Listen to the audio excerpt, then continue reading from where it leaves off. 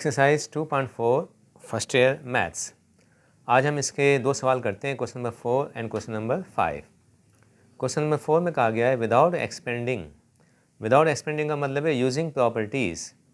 Without expanding the determinants prove that 1, 2, 3 ये तीनों determinant आपस में इक्वल होंगे, ये साबित करना है, मगर किसकी मदद से? यूजिंग प्रॉपर्टीज़ की मदद से।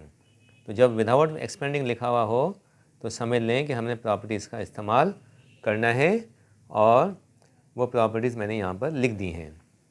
और क्वेश्चन नंबर 5 में क्या कहा गया है कि if A B C are different, A B C तीन अलग अलग मुख्तलिफ नंबर्स हैं, और डिटर्मिनेंट जो है ये डेल्टा जो यूज़ किया गया डिटर्मिनेंट के लिए यूज़ किया गया है। डेल्टा यानी कि डिटर्मिनेंट इज इक्वल टू 0 है, तो फिर साबित करना है कि 1 + ए बी सी इक्वल होगा 0 के।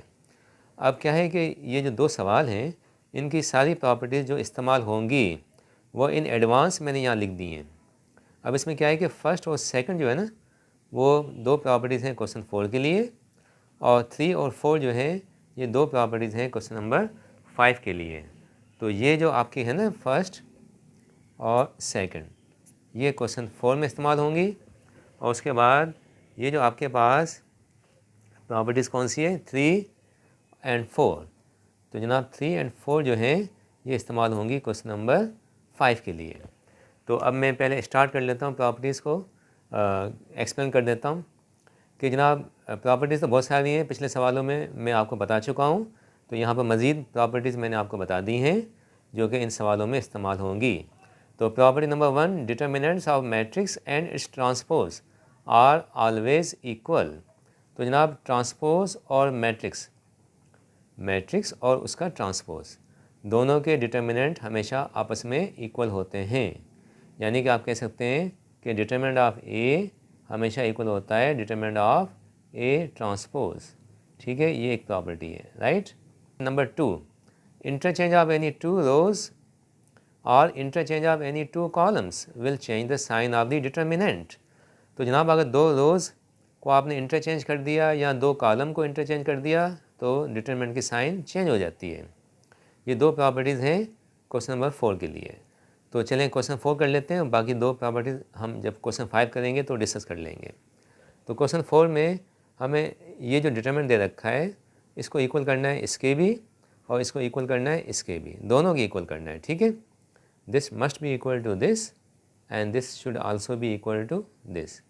ठीक है, तो स्टार्ट करते हैं। पहले ये डिटरमिनेंट लिखते हैं अपन। हमारा क्या डिटरमिनेंट लिखा हुआ है जनाब? अब जनाब इसको पहले इसके मिडिल वाले के इक्वल लेके आना है हमें, ठीक है, और उसके बाद जो है इसके इक्वल लाएंगे। तो फर्स्ट डिटरमिनेंट लिख दिया, इसको सेकंड डिटरमिनेंट के इक्वल भी करना है और इसको थर्ड के इक्वल भी करना है। तो पहला टारगेट क्या है कि this determinant first must be equal to second one. अभी थर्ड वाले को आप छोड़ दें, इसको अभी नहीं करते, अब मिडिल वाले को या सेकंड वाले को देखते हैं। अच्छा, ये यहाँ पर मैं प्रॉपर्टी यूज़ करूँगा कौन सी? डिटरमिनेंट की और अपना ट्रांसपोज की। अच्छा, अब यहाँ पे क्या होगा कि आप देखें ये जो दो मैट्रिक्स डिटरमिनेंट दे रखे हैं ना आपको, इसमें ये ए बी सी रो में है, मगर यहाँ देखें ए बी सी कॉलम में आ रहा है। यहाँ एक्स वाई जेड रो में आ रहा है, मगर यहाँ देखें एक्स वाई जेड आपके पास कॉलम में आ रहा है। ऑर्डर चेंज है मगर है कॉलम के अंदर। यहाँ पी क्यू आर आप देखें रो के अंदर है, यहाँ पी क्यू आर किस में आ रहा है जनाब? ये कौन सी फॉर्म में आ रहा है?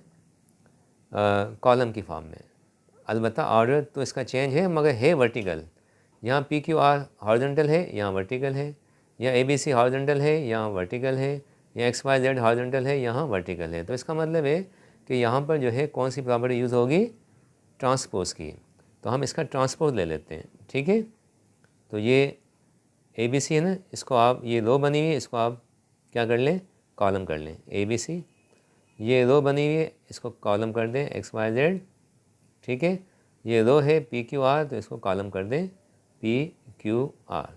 तो हमने क्या किया जनाब? हमने हमने डिटरमिनेंट लिया किसका? ट्रांसपोज का। तो ये जो प्रॉपर्टी हमने यूज़ की है ना, उसको हमें बताना पड़ेगा। हमने क्या इस्तेमाल किया जनाब? Taking determinant of transpose.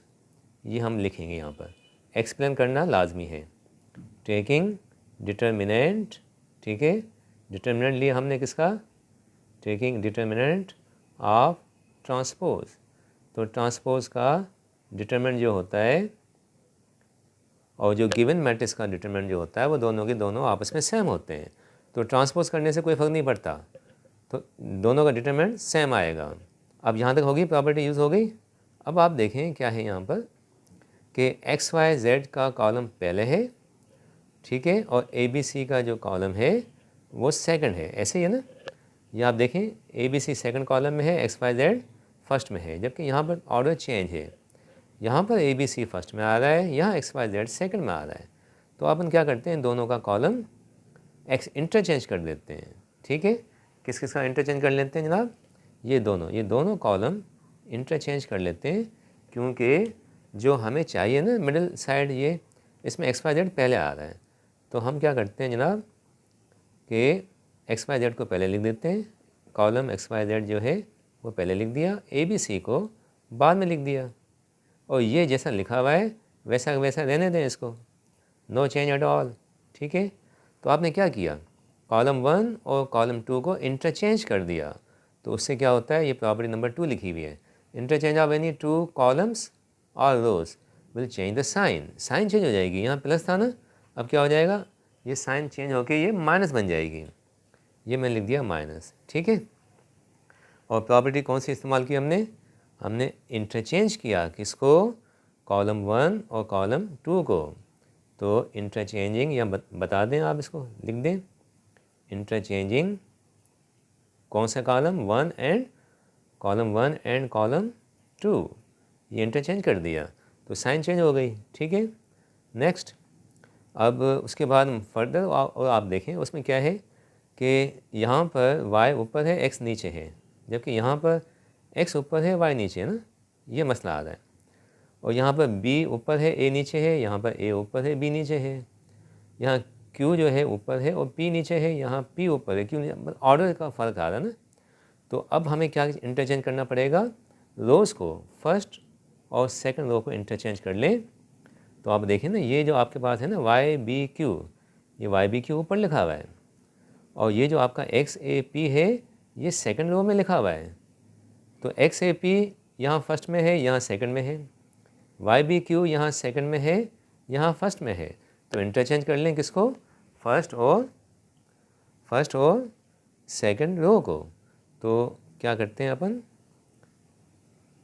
ये दोनों के दोनों इंटरचेंज कर लेते हैं, ठीक है, इन दोनों को इंटरचेंज कर लेते हैं, कौन सी रो को, फर्स्ट और सेकंड को। तो जनाब आपने ऐसा लिखना है वाई बी क्यू और एक्स ए पी, ठीक है, और ये थर्ड वाली जैसी लिखी हुई है वैसी की वैसी रहने दें। तो आपने क्या किया जनाब, इंटरचेंज किया, किसको, यहाँ बता दें, interchanging row number 1 and row number 2। तो जब इंटरचेंज करते हैं दो रोज़ को तो साइन चेंज हो जाती है, ये माइनस की है ना, अब ये क्या हो जाएगी, प्लस की हो जाएगी, राइट। अब इसको प्लस लगा दें तो माइनस से ये प्लस बन गया।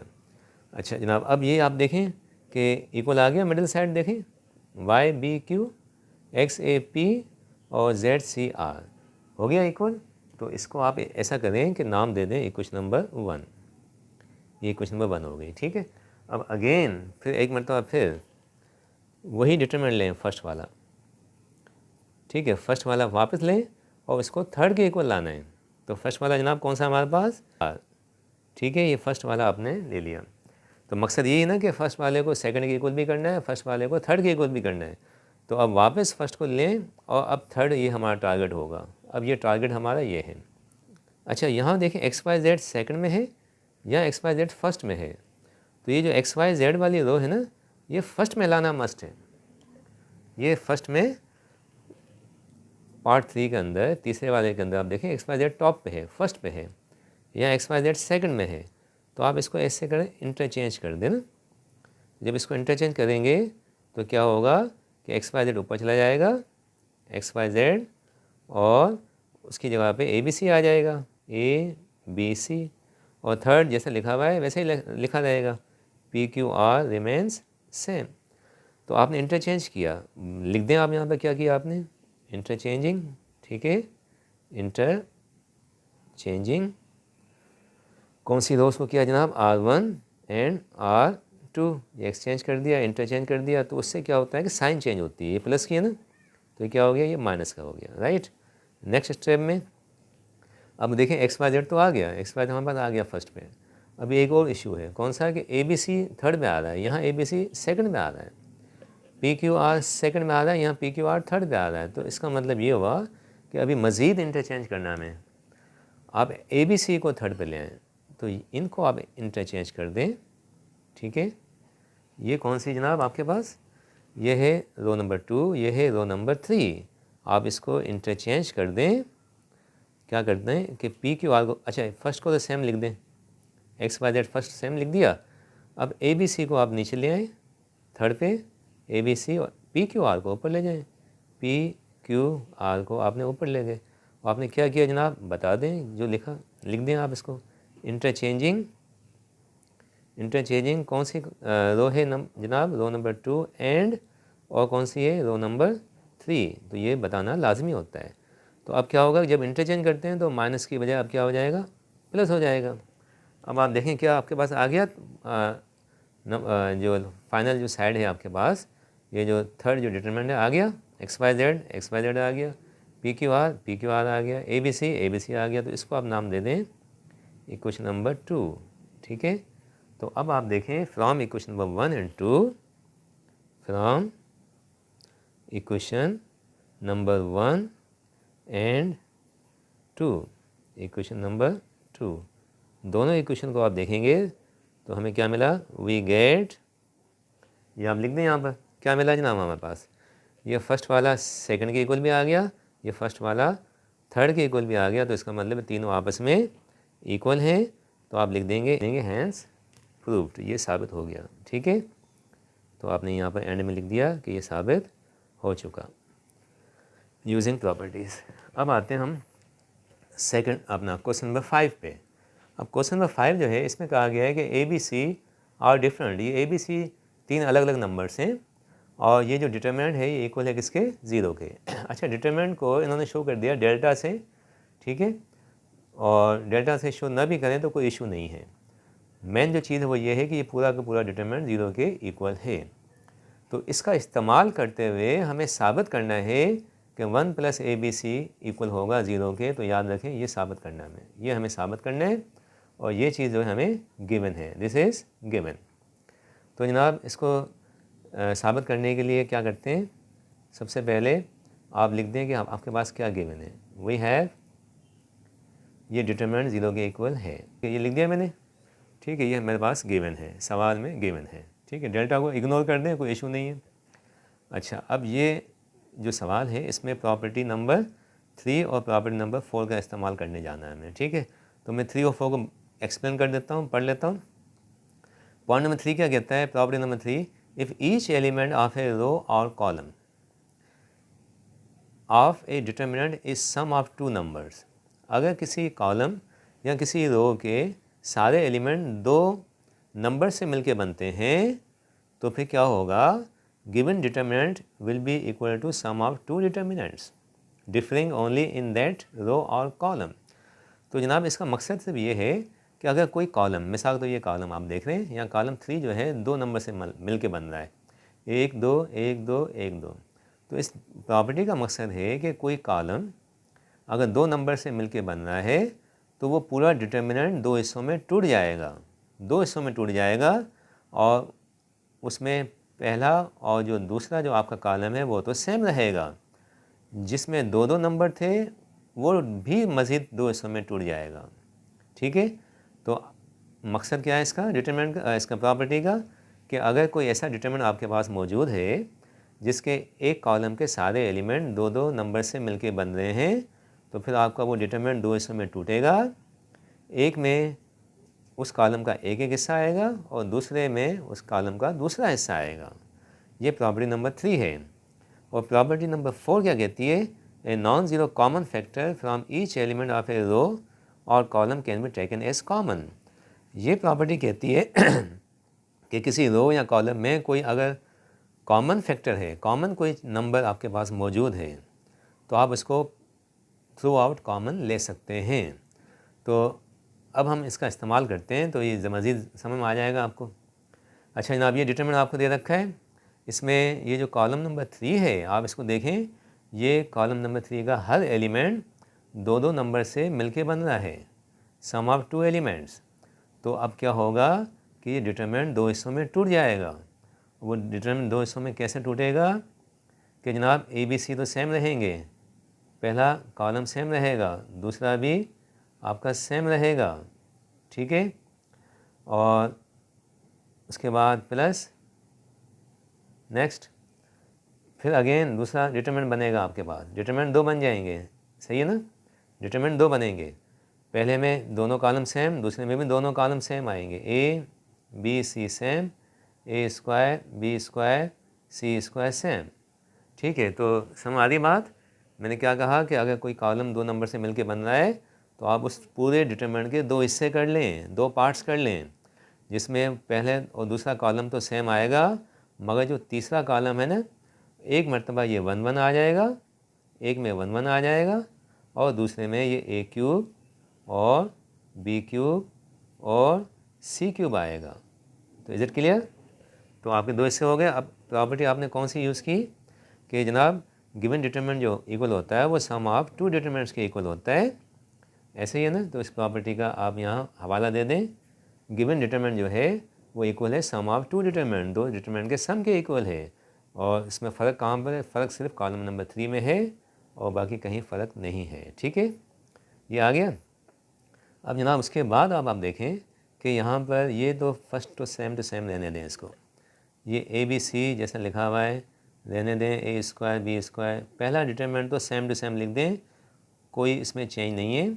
ये जो सेकंड वाला आपके पास है ना, इसमें अब आप देखें कि फर्स्ट जो रो है इसमें से ए कॉमन निकल रहा है, ठीक है, फर्स्ट में से ए कॉमन निकल रहा है, सेकंड में से बी निकल रहा है, थर्ड में से सी कॉमन निकल रहा है। तो जनाब अब आपने क्या किया कि फ़र्स्ट में से ए बाहर निकाल दिया। जब फर्स्ट में से ए आप कॉमन निकाल लेंगे तो बचेगा क्या, 1 ए और ए स्क्वायर बचेगा, ठीक है, सही है।